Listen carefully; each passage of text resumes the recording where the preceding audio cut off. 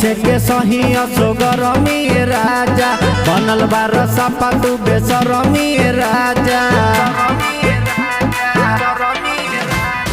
कैसे के सही असोगरमी राजा बनल बार सपा तू बेसरमी राजा एसी लगा दो चाहे कूलर लगा दो मोरा मनवा बरी भटकता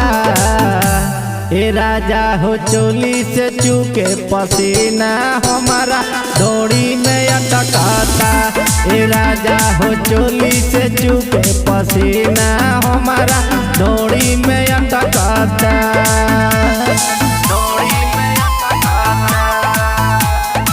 Music by Manu Raj.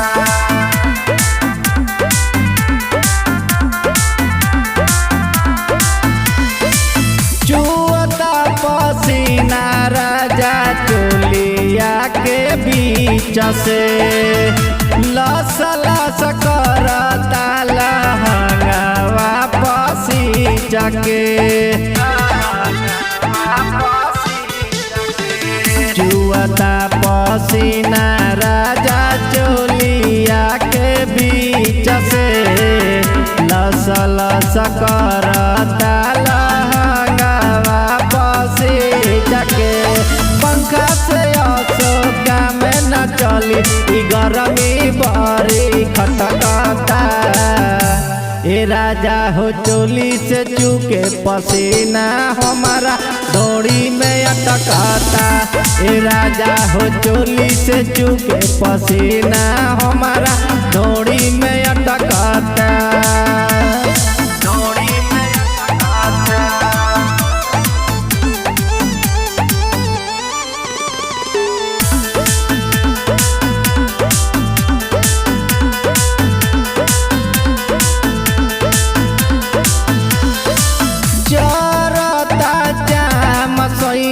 निकाली जब